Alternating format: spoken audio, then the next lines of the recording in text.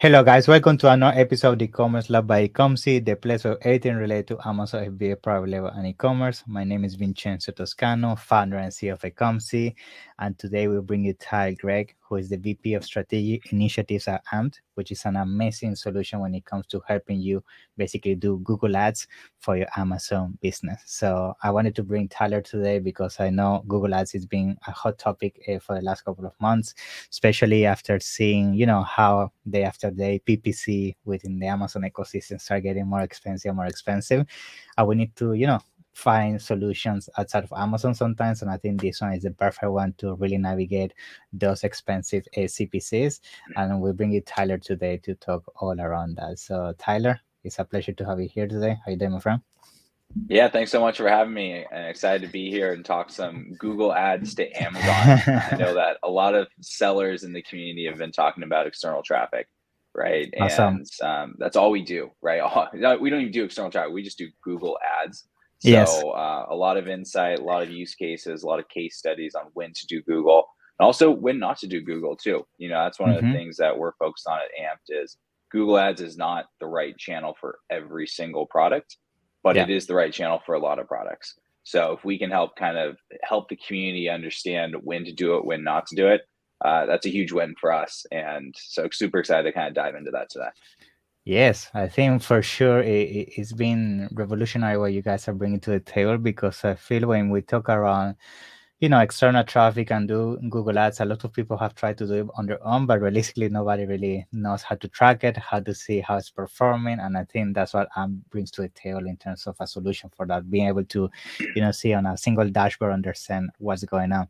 So I think maybe we can start with the history of AMP. So maybe you can tell us a little bit more about the company, basically how long you guys been in the space, what are the things maybe you can share with us around AMP today. Yeah. Sure.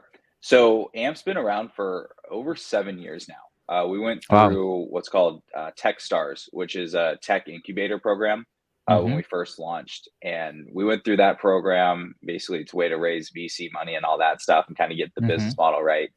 And what's interesting about it is we came out of that with an analytics solution for D2C e-commerce companies. And the Okay. analytics engine was basically a data science engine that was able to analyze lots of Google Analytics and Google Ads data, spit out insights and recommendations to e-commerce end users. Okay. So marketing managers, directors of e-commerce, directors of marketing at large D2C companies. And what we saw was all of our insights, the ones that were so actionable, the ones that were consistently used, were the ones around Google Ads data. Yeah. At the time we were like, oh, that's so interesting. But in hindsight, it makes sense. You're directly affecting revenue, right? Yeah. So you're going to get people to act a little bit quicker on those insights. So we started diving deeper into the analytics side and probabilistic modeling on how to make Google Ads as efficient as possible to D2C. That got us into partnership with Google Ads themselves, and they started pushing us more down market to try to activate new sellers. Obviously, Google Ads wants more people advertising, right? Yeah. And so we started building out and kind of shaping our technology to help service Shopify and big commerce type companies. And what we found there was it worked, but it was very dependent on the product, and even more so dependent on the website. Okay. A lot of people have Shopify stores, but Shopify stores are hard to get to convert, right? You got some headwinds against you. A lot of times you don't have that brand loyalty and trust. I know. You get someone there and they don't really know who you are. They like the product, but they don't know who you are. Then all of a sudden you're asking for their credit card information, right? You're telling them, shipment hey, timelines. yeah. It's like, hey, pay $15 and we'll get this to you in 2 weeks, Yeah, right? like And then funnels too, right? Like we worked with a lot of brands where they had great products, great brands, but their landing pages weren't really set up to accept, nurture, and convert customers. So what we started to do was we started to look at Amazon. We're like, hey, Amazon's totally nailed the checkout, right? They totally nailed the conversion so path. easy. Yeah. Yeah. And so we started trying to teach Shopify sellers, hey, think about how you get people to convert on Amazon. Try to replicate some of that on your D2C store. Simple call to actions above the fold, make it easy to add to cart, do what you can to minimize shipping fees and time, which obviously we can't control from the digital marketing side. But then we thought, wait, why don't we just send this traffic instead of sending it to Shopify where there's really low conversion rates?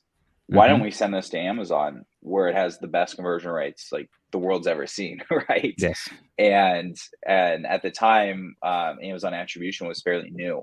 It still is fairly new in the grand scheme of things, but we started working with the Amazon ads team, tapping into attribution and enabling it for brands. And attribution is a really great product, but it's new. Like it's kind of in its infancy stage. So it's difficult to use. If you're trying to manually create tags, it's even more difficult to use with Google Ads because of the keywords. It's relatively easy to, take an attribution tag from Amazon and put it on a Facebook page or a Facebook ad or an email, because all that happens is they either click it, simple link, or they don't, right? It's a simple link. With Google, it's dynamic and there's so many different keywords that can go into it. So we started doing that. We pointed all this technology that we've been building for 6 years to Amazon. This was about a year and a half ago. And it's been a ton of fun working with Amazon brands over the last year and a half. We've learned a lot. Obviously, I think hopefully we've been able to bring to the community some Google Ads kind of expertise. Most Amazon sellers have never done Google Ads before. So it's certainly a learning curve, a learning process, but it's been a ton of fun. Personally, for me, I came from consulting startups, and that was the life before Amped. And so I kind of feel like I'm a little bit back into that now as we're working with, small and medium businesses on Amazon, right? A lot of times it's the entrepreneur that you're talking to. And it's cool because everyone's so, for the most part, everyone's like very, wanting to learn, very open-minded. You're not trying new things and all that. Yeah. Yeah, exactly. So so that's been the story of wow. I think it's the first time I hear about the origin of AMD, because I know from understanding, I always thought that the company was just like 1 or 2 years old, but now understanding all the engineering and the research you guys did in for all those years, 5-6 years, explains why the tool is so amazing, because basically you had all that background in other areas that you consolidated and basically put towards one channel, which is using it with Amazon. So that's why I wanted to learn more about the Istro. Yeah, for sure. Yeah, there's certainly a foundation that we were able to build off of. Entering the Amazon world about a year and a half ago was definitely a totally new trajectory for the company, kind of coming out of COVID and whatnot. But we remember you guys came out of the nowhere. And when you guys saw you, everybody fell in love with the tool. Remember, suddenly we saw AMP coming to the space and the solution. And it was unique, and that's what basically helped you with the success you guys have nowadays. Now, let's start shifting towards basically what you guys offer, which is Google Ads. And I would like to start touching on basically who is this for, right? Because realistically, maybe for somebody that just getting started and they just launched the product yesterday, maybe realistically, they are not going to benefit for Google Ads. So I would like to start with this initial question, which I bet you get a lot, and myself I get a lot, which is, who would your advice start using this integration for, like Google Ads and AMP for? So from the very first part, we always say Amazon Ads is channel number 1. Google Ads is channel number 2. So if you're not investing in Amazon Ads yet, you're probably not ready for Google Ads. There's edge cases there. If your product's not allowed to advertise on Amazon Ads, you might be able to advertise on Google. But for the most part, you have to be feeding the beast, which is Amazon. And then Google Ads is the second channel. I kind of started describing it recently as your business is this lake, and you need to have multiple rivers flowing into the lake to make sure it's growing and a healthy lake. The biggest river flowing into it is going to be Amazon Ads, but you have to be supplementing that with other channels. And the question comes down to, where do your customers live? That's right. If they're searching for your product on Google, you should probably be showing up there. Right? If they're not searching for your product on Google, you probably don't need to be showing up there. And actually, you should not be showing up there, right? And what's powerful about Google is the buying intent behind the keywords. So some examples, right, is if you're selling a gold diamond iPhone case. I mean, are people searching for gold iPhone gold diamond iPhone case? Probably not. That's like such a specific It's very product, right? specific niche. Yeah, yeah. Yeah. So what the ways you can check this is look at search volume on Google Ads and see how often are people searching this. If it doesn't show up with any volume, you don't want to be advertising your product there. You're better suited for an awareness campaign from Facebook or Instagram, Mm-hmm. where you're just trying to create awareness so that people start searching for your product, right? If Yeah. you're selling something like a leather notepad, or like a let's see, it's so hard to come up with products Yeah, I know. quickly, Like like an example a that is dust buster, basically, yeah. yeah, something very specific. Yeah, pretty much. Yeah, something specific. I mean, I can guarantee you people are searching for those things on Google. And if you're Hmm. trying to grow your brand, you need to be creating that brand awareness. Especially if it's There's a few. something like long tail, like they're looking for something very, very specific. Or just as an example, I think on top of my head, it could be even keywords such as you want to advertise onto the top 10 phone cases for iPhone, something like that. Specific Yeah. phrases that when people look for specific, blogs or something, your ads are appearing there. Maybe that's a strategy you could also do, right? Yeah, we love long tail keywords, right? I Mm-hmm. mean, those are the ones that are most transactional. Those are the Yeah, ones that are going to very show the most specific. direct impact, right? Mm-hmm. We always think about ACOS as a leading indicator for two Mm-hmm. reasons. One, ACOS from Amazon, where we stitch together Amazon attribution data and Google data. Okay. Amazon attribution is good, but it's not 100% perfect. Yeah, I know. We Yeah. know it's not perfect, right? So if you're looking at it going, oh, my ACOS is only 40% and I need 30%, I got to tell you, Maybe it's Amazon's under probably 30. dropping some conversions. It's probably Yeah. actually under 30, right? And we have Yeah. some actually interesting ways that we're going to model out what the true ACOS is Okay. here pretty soon. But there's data that you can tell is missing in Amazon Yeah. attribution. But it's good. It's a leading indicator, right? If you're in Mm-hmm. that range, it's having a good impact on your business. If you're at 500% or you're not seeing any conversions, you probably know you're not having the impact you need. So it's a leading indicator. But the second side of it is how do you fill the funnel, right? So yes, you want to have bottom of the funnel keywords, but you can Mm-hmm. also be okay and very happy with middle of the funnel keywords, right? Okay. If people are in the research phase and your ad shows up, they learn Mm-hmm. about your brand, they maybe log off their computer or close their cell phone, think about your Yeah. brand, think about your product, and they come back later. You filled that funnel. You might not see the direct conversion, but you filled the funnel. And that's what D2C brands do so well, right? Is they're not just dollar in, dollar out. They're filling their funnel and they're Mm-hmm. growing their brand, right? So we Good. try to teach this a little bit to our Amazon brands of, yes, ACOS is important. Like, we're not going to tell you it's not, but it's Yeah. a leading indicator. And the true source of impact is looking at total sales, right? Like, Yes. are you filling your funnel? Are you getting people down your funnel, and are they purchasing? There's only a 14-day attribution window on Amazon, Mm-hmm. right? So what happens if someone adds it to cart on day one and then Yeah. buys it on day 15? You Yeah. got Or that sale, sometimes, right? yeah. Yeah, I exactly. mean, sometimes it happens even products that are like, let's put an example, a supplement. Maybe on the initial sale, you definitely lost money because some of those keywords are expensive. But if that person now keeps coming back every month and month and month because of that initial ad, sometimes you cannot Yep. track that, but it's the lifetime value of the customers. You see what I mean? So you need to see that thing as Yeah. well. Lifetime value, that LTV. I mean, that's a word that I didn't hear very often my Yeah. first year working with Amazon brands. I've started to hear it recently, right? Yeah. And I think it's the shift of, it used to be, hey, you can move a lot of product and you can sell on Amazon. Mm-hmm.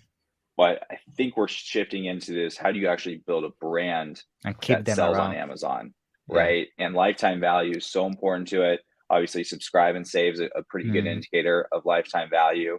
But one of the metrics that's interesting that Amazon does share, and I know some of this is limited by what Amazon shares, Yeah. but new to brand customers, right? Yes. If Very you good. have a Yeah. Mm-hmm. product that sells, more than once, Mm-hmm. like, look at new to brand customers. Google's always going to give you new to brand for the most part, right? People aren't going, if they know your brand, they're going to go straight to your brand, right?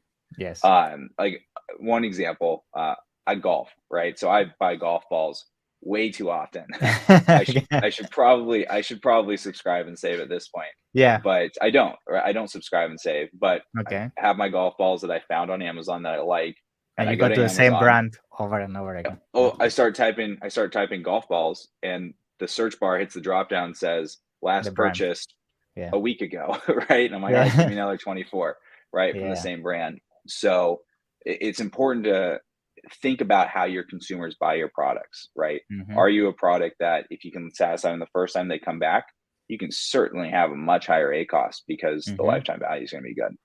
Very nice, very nice. And now I want to bring also something, just for the sake of explaining this to our listeners, the ones that are watching, which it seems based on this conversation that part of the success of the Google ads sometimes is the selection of the keywords we use initially, right? And also making sure in the first place that there is actually demand for these keywords in the first place of people using these keywords in Google. So is there some high level advice you can provide, when it comes to keyword selection, all of that that you can share? Yeah.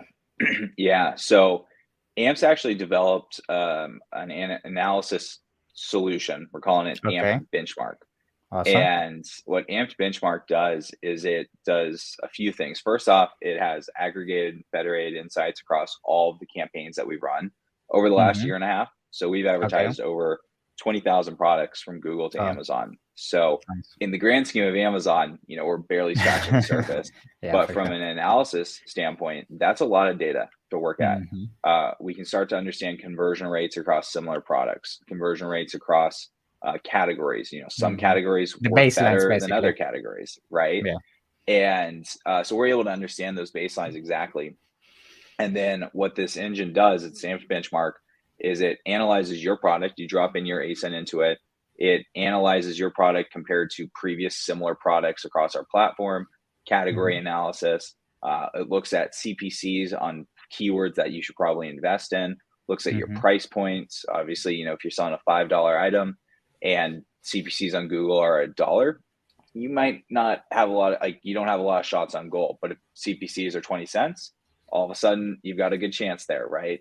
Yeah. So it looks at price points, it looks at CPCs, projected Mm-hmm. CPCs, it looks at review counts to understand, all right, is there enough social proof that we know where conversion rates start to kick in? And what it does is AMP Benchmark spits out a recommendation.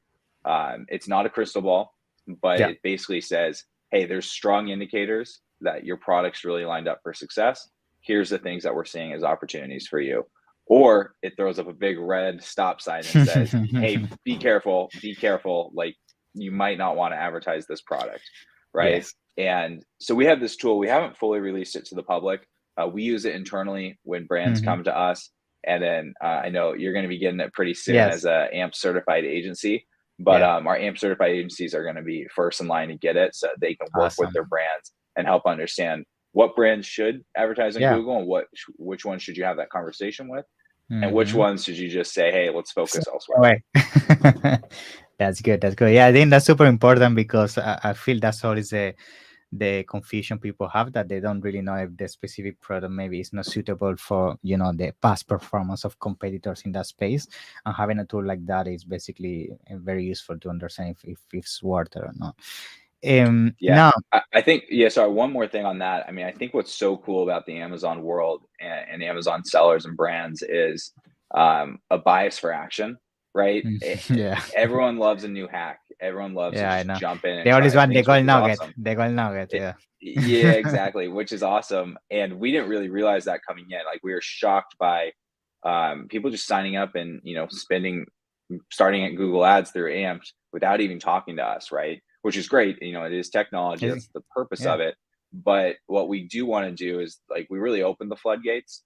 Now we're kind of trying to temper the floodgates a little bit because Google Yeah. Ads it's not a gold nugget. It's not a silver bullet. It's not a Yeah, hack. that's gonna It's save your product, because sometimes the reality is just your product brand is not right, and not even Google Ads or Bing Ads or any other ads is gonna fix it. So exactly. And it's so, not a hack, it's a long-term strategy, right? yeah, And yeah, so yeah. we want to make sure that, is your product ready? If it's not, like, we don't want you to spend money on Google Ads, right? We want Mm-hmm. to help you find, improve your product listing, Mm-hmm. go to the channel that's best suited for you, right? So that part, was a huge learning lesson for us, I think, over the last year and a half of, like, love the bias for action for Amazon brands, but let's have a conversation. Let's figure out, let's see if this is products right for you, whether it's talking to us or talking to folks at eComC where, you guys are AMP certified and can kind of have those conversations and provide the right guidance. So that, these Amazon brands are going down the right path. Awesome. And now, if I'm not mistaken, when it comes to Google Ads, I know keywords is a big part, but especially in Google, I know that's something that is very important to make sure you get the best results. Is what we call the ad copy, because in Google the ad copy is very important. I mean, the headline that you show, the way you communicate, and everything. So, when it comes to this, I mean, how does it usually work for everybody that has maybe never done Google Ads? Do you always need to use this kind of strategy when you use ad copy? If so, do you have some strategy around that as well so people can also learn from that? Yeah. Yeah, definitely. So we actually updated our ad copy recommendations for our Okay. brands. And Awesome. for the last year or so, we really focused on, hey, limit your ad copy, right? Mm-hmm. Like make sure it's super, super qualifying, make sure it's super specific so that people prior to clicking on it know exactly what they're They know. getting. Yeah. And with Google Ads, you write ad copy. It's different than Amazon ads. Mm-hmm. There's 14 headlines and there's 4 Mm-hmm. descriptions. And the way Mm-hmm. our ads work is those 14 headlines, they're 30 characters each. So you basically can put like product title, free Mm-hmm. shipping, like very short blurbs. Mm-hmm. And the way the ads work is it automatically A/B tests different combinations to find Okay. what combination is going to drive the best results. Mm-hmm. And so what that does, that's a Google automation. So that historically, we believe that gave Google way too long of a leash to pick your Okay. ad copy, right? I So we see. always said, hey, keep it minimal, like 3 headlines, like have Mm-hmm. full control, have your product name in the first headline, have your reviews in the second headline, have like free shipping on Yeah. Prime in the Or third a headline, feature or just something. simple. Yeah. Mm-hmm. Yeah, or a feature. Yeah. So something simple. And we did a lot of testing towards the end of last year, 2022. Yeah, 2022. Yeah. That's right. And we tested putting more headlines in and just basically giving Google a lot longer leash to go and do the testing on which headlines work best. And what we found was while we gave Google the longer leash, it allowed us to get much lower CPCs. Okay. So now we're teaching our brands, hey, fill out your headlines, make sure they're specific. Like we want to avoid clickbaity things like Yeah, of best course. price on Amazon and those kind of things. Make sure you're very product specific so that when a customer sees the headlines, they know what they're going to get as best you can. And then Mm-hmm. the other component too is we always stayed away from using the word Amazon because Amazon, it's not your brand, right? That's I see what I Amazon's mean. brand, right? I see. And when we launched about a year and a half ago, we would get Google suppression issues saying, hey, Amazon's not your brand. But over the last year and working with Google and Google getting more and more comfortable with a lot of people starting to send traffic from Google Yeah. to Amazon, that's lightened up. And so now we really recommend you use Amazon in there. So because it's a great qualifier, right? Yeah. If people are searching Google, They can use their they're Prime subscription and all of that. So yeah. Yeah, well, exactly like it indicates that obviously it's Prime and there's free shipping, but it also is a qualifier to where there's a lot of people that don't want to buy on Amazon, right? Mm. And you don't want people to click on it because they're on Google and go to Amazon and go, I don't want to be on Amazon. Yeah, So yeah, having that's an right. Amazon qualifier in there helps make sure that, before they click on the ad, they They know understand what that they they're get. going to Amazon. Yeah, exactly. Exactly. Very nice, very nice. Awesome. So now another thing, so we can start concluding the episode. I want to talk about the results and the outcome we can get with Google Ads, because I know a lot of people might be focusing always on what you mentioned at the beginning, which is ACOS and tag costs and the profit and profit and profit. But realistically, sometimes the results you're looking is others, like brand awareness, or most importantly for us Amazon sellers is organic ranking you can get out of that, right? So I would like to hear what is your take in terms of the campaigns that you have seen. What is usually what brands are aiming more for, and what are the biggest benefits you could get nowadays using Google Ads? Yeah. Yeah. So there's 3 components to it. First off, the direct A cost. As Mm-hmm. we talked about, it's a leading indicator. So you want it to be within a range that you're comfortable with, but understand that the true A Yes. cost is Yeah. probably going to be better than that because there is attribution that drops off. Amazon's working on it. They're aware of it. It's actually an iOS thing. Mm-hmm. It's not really an Amazon issue. So they're aware of it. And we're actually working on ways to get a better indication on what the true Mm-hmm. A cost is. So it's a leading indicator, certainly an important metric to keep your eye on. The second component is the impact on ranking. So we see it pretty consistently, right? Every Amazon seller knows if you can get more sales, you get more sales. It's that perpetual flywheel, right? And Google Ads is a great way to get pretty bottom of the funnel traffic that can convert. So, and Amazon weights it heavier. They've come out with case studies that actually acknowledge that they do weight external traffic, and external traffic does impact ranking. It's not on specific keywords. This is a common misconception in the industry, to where it's much more of a rising tide lifts all boats scenario versus saying, hey, I really want to rank higher on this specific and search just term. that keyword goes up. Yeah, I see what I mean. Correct. Yeah, exactly. And the reason is there's a big black wall between Google and Amazon. They're enemies, right? They don't share data, right? So they keep all that locked up amongst each other. So what that does is it allows you to pick the right Google keywords, and you're not confined to just whatever works on Amazon. I see. Because people search the two platforms differently. I see. So those are so basically the whole product will go up in essence. It's not an keyword specific on Amazon platform. Yeah. And the way we try to teach it, right, is looking at total sales, right? Total sales, while there's a lot of variables that go into it, if you can do a controlled experiment and just turn on Google Ads for a few months, keep your pricing pretty steady, keep your Amazon ads steady and all that stuff, and then look at total sales, right? I mean, if you're able to fill the funnel and you had a 10% tacos before turning on Google Ads, a couple months later, your revenue's up and your tacos is still at 10%, you successfully added a new channel, right? Yes. Now, I don't want to oversimplify that because there are a lot of variables, but it's a great way to kind of try to evaluate it, because total sales is going to capture that person that adds it to cart on day one and buys it outside the attribution window, right? It's going to capture the people that learned about your brand from your ad, but then came back on their mobile device and bought it from their mobile device, right? So that's a really important metric to keep an eye on. And we hear it all the time, right? It's like, hey, I was doing 15 sales a day and now I'm doing 25 sales a day, right? Or I was doing, 100,000, now I'm doing 120,000. It is important though to keep in mind, if you are going for a ranking impact, you have to keep Amazon ads pretty steady, right? You can't rob Peter to pay Paul. But then also it's a proportional component, right? If you're spending $10,000 a day on Amazon ads and you put $15 a day on Google ads, you're never gonna see the needle. Yeah. It's just not going to move the needle, right? So we do try to teach, if you are a bigger spender, come into Google a little bit more aggressive. Make sure you've talked to eComC or you talk to the AMP team first to make sure that it's the right product, and then be a little bit more aggressive. And then, as you start to see the indicators, ramp it up. And that's when you can start to see that snowball effect that Amazon talks about. Nice. The third part of, evaluating success is understanding your product, right? Are you a one-time product? Think like, maybe like a stationary bike or something, right? Like likely someone's buying that one time. Yeah, I mean, that's it. maybe 5 years later they'll they'll come back, but that's it. Maybe they'll tell their friends, right? You got to factor that in, but let's be real.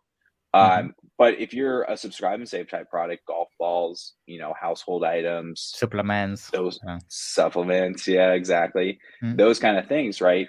You got to factor that in to understanding that lifetime value. I can tell you, supplements have worked pretty well from Google Ads. It's not going to be a 5% ACOS.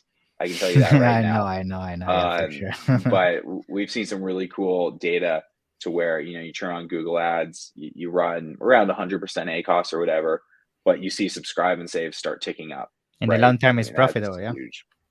Yeah. Yep. That's exactly. So keep in mind what kind of product you're advertising and how people buy it. Very nice, Tyler. So thank you very much for all the tips. I think for sure this is going to clarify a lot of questions that people may have around Google Ads, and also, of course, learn from everything that we just discussed. And I think to conclude, I would like to ask you basically how people could, get in contact with team and get started if they're interested, or get in contact with you if they want to. Yeah.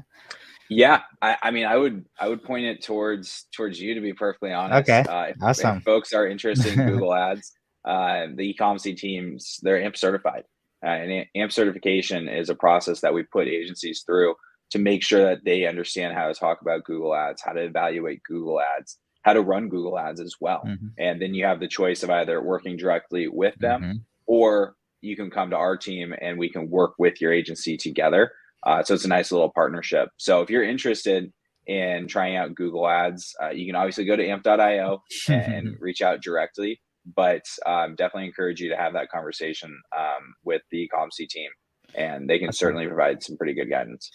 Great. So I'm gonna do that. I'm gonna make sure to put all details down in the description. And yes, if you're interested in Google Ads, book a meeting with our team. More than happy to explore that with you guys. So in the meantime, Tyler, I want to thank you for being here. I'm sure we're gonna have other episodes in the future as you guys keep releasing new things and new features. Yeah, thank you. And looking forward to the next one. Yeah, been a pleasure for me. Awesome. Yeah. Thanks so much for having me. Thank you. Bye bye.